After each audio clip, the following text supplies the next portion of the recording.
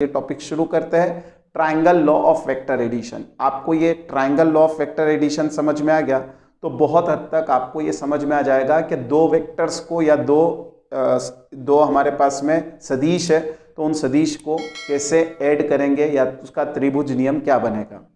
तो ध्यान से देखिए, मान लीजिए मेरे पास में कोई वेक्टर ए है, मान लो ये वेक्टर ए है, ठीक है, और मान लीजिए एक और कोई वेक्टर बी है, ये वेक्टर बी आ गया। और इस तरीके से है कि देखिए ये वेक्टर का क्या हो गया, टेल, ठीक है, ये सदिश ए का टेल हो गई, पूंछ हो गई, और ये इसका हो गया हेड, ठीक है। ये किसके लिए बात कर रहा हूं मैं बात कर रहा हूं पहले वेक्टर ए के लिए। वेक्टर बी के लिए ये क्या है, वेक्टर बी के लिए ये टेल है, सही है, और वेक्टर बी के लिए ये क्या है, हेड है।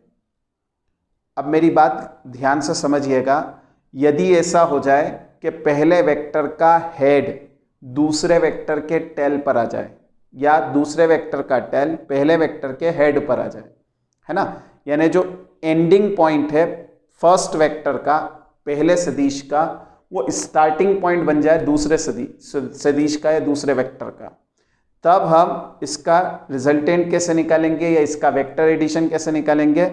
जो टेल है फर्स्ट वेक्टर का उसको हेड से मिला दीजिए तो ये जो वेक्टर बनेगा बस ये हमें क्या देगा, vector A plus vector B, this is called त्रिभुज नियम, ठीक है। इसी को कहा जाता है triangle law of vector addition. समझ आया? एक बार पढ़ लेते इसे। क्या लिखा है देखिए, if vector A and vector B are two vectors to be added such that tail of vector B coincide with the head of vector ए।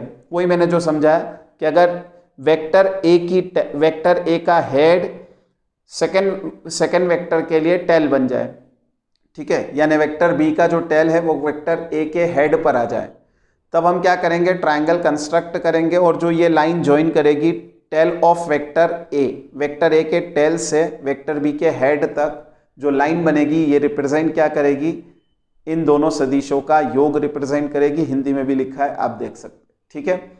चलिए आगे देखेंगे, ये triangle law of vector addition हुआ है।